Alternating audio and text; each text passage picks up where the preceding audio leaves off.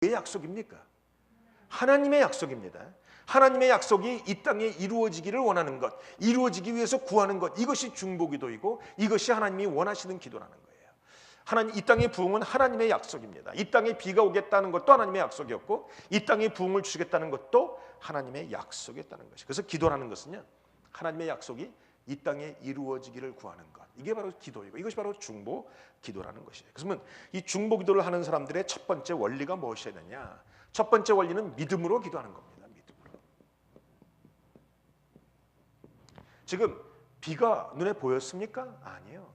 비 소리가 들렸습니까? 우르릉 쾅쾅 천둥 소리가 들렸다는 말입니까? 아무것도 안 들렸고 아무것도 안 보였지만 엘리야는 믿음으로 들었고 믿음으로 보았고 믿음으로 구했다는 것이죠. 아주 단순합니다. 심플합니다. 결국 중보기도 하는 것, 가장 큰 능력의 기도는 믿음으로 구하는 것. 그 믿음이 뭡니까? 무엇을 믿는다는 말입니까? 내 주먹을 믿어라, 내 능력을 믿어라, 내 감각을 믿어라, 그것이 아니고 하나님의 약속을 믿는 것이었어요. 여러분, 하나님의 약속이 있지 않습니까? 여러분의 가정을 구원하겠다, 여러분의 자녀를 구원하겠다, 내가 너를 사용하겠다, 내가 너에게 복을 주겠다, 하나님의 약속이 있으셨습니다. 오늘 그 약속 붙잡고 이곳에 있는 것이에요. 저는 이곳에 올 때 하나님의 약속을 붙잡고 왔어요. 제가 가는 길이 달랐는데 하나님이 나를 이스라엘 백성들이 홍해 앞으로 꺾듯이 나와 내 아내를 꺾어버리셨어요. 이쪽으로 갑자기 방향을 돌리셨고 내가 가기 싫다는데 굳이 끌고 세크라까지 오셨어요. 그 이유가 뭔가? 약속 때문이었어요. 그 약속이 뭡니까? 내가 그 물 없는 구덩이에서 너희를 건져내리라, 내가 너희에게 2배의 축복을 주리라, 내가 너와 함께하리라는 약속이었어요. 그 약속은 오늘도 유효하고 오늘도 내가 그 약속 붙잡고 있어요. 아침마다 눈을 뜰 때마다 저에게 별별 생각이 다 들지 않겠습니까? 안 드십니까, 여러분? 왜 하필이면 세크라멘토인가? 왜 하필이면 여긴가? 그런 생각 안 들겠습니까? 그러나 그 생각은 이만큼 들고 하나님의 약속에 대한 생각은 이만큼이라는 거예요. 그래서 항상 하나님의 약속을 바라보고 이 생각을 제껴버리고 오늘도 나와서 선포하고 기도할 수 있는 이유는 하나님의 약속 때문이었다라는 겁니다. 여러분, 기도란 건 다른 것이 아니에요. 하나님의 약속을 받은 하나님의 사람들이 그 하나님의 약속이 이 땅에 이루어지기를 구하는 것, 이것이 믿음이고 이것이 기도라는 거예요. 그래서 기도는요, 어렵지 않아요. 많은 사람들은 기도를 말재주로 하려고 해요. 목사님, 나는 기도를 못해요. 난 말을 못해요.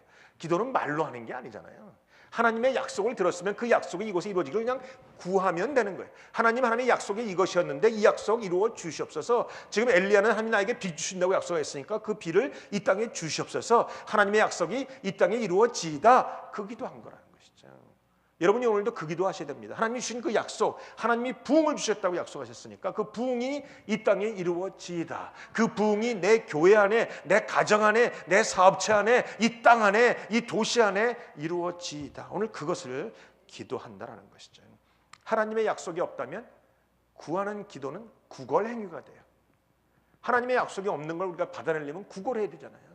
아니면 협박을 하든가. 안 이루어지면 난 교회를 떠납니다, 주님. 뭐 이런 식으로 협박을 하든. 근데 그것은 온전한 게 아니에요. 우리가 하나님 앞에 구걸하는 자도 아니고 협박하는 자도 아니고 단지 우리가 받았던 하나님의 약속을 이 땅에 이루어지기를 그냥 선포하는 거예요. 선포. 이 땅에 비가 내리리이다 선포하고 이 땅에 폭풍이 멈추리이다 선포하고 자주가 하나님의 약속을 선포하는 것이 온전한 기도라는 것이죠. 그러기 이전에 여러분이 먼저 믿으셔야죠.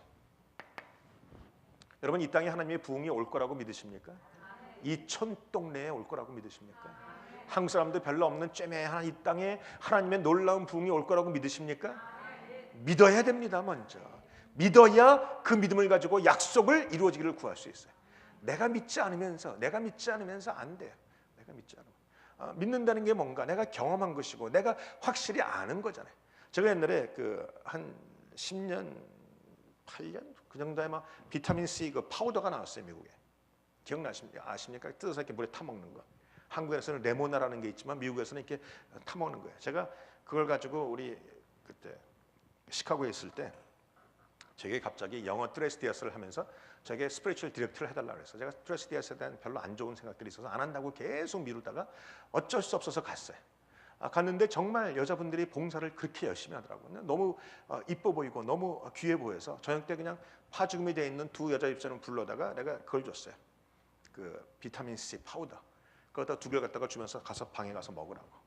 그 다음날 다시 모여서 이제 그 스태프들이 그 지원자들이 모여서 막 기도하는데 너무 피곤해 모여서 내가 그걸 뜯어가지고 그들 보는 앞에서 컵에다가 이렇게 파우더를 넣고 물을 타서 휘졌어요. 근데 갑자기 두 여자 집사님이 막 웃는 거예요. 그래서 왜 웃냐고 그랬더니 그렇게 먹는 거냐고. 막 그렇게 먹는 거지. 자기네들은 레몬한 줄 알았대. 그러니까 뜯어갖고 입에다가 일단 가루부터 넣고 물을 넣었더니 이게 팍 나가더라는 거예요. 제가 그날 이후로 제가 가는 곳곳마다 이 비타민을 다 줘요. 이제 비타민 전도사예요. 왜 먹어보니까 너무 좋더라고요. 그래서 제가 이곳에 와서는 별로 안 했어요. 죄송하지만.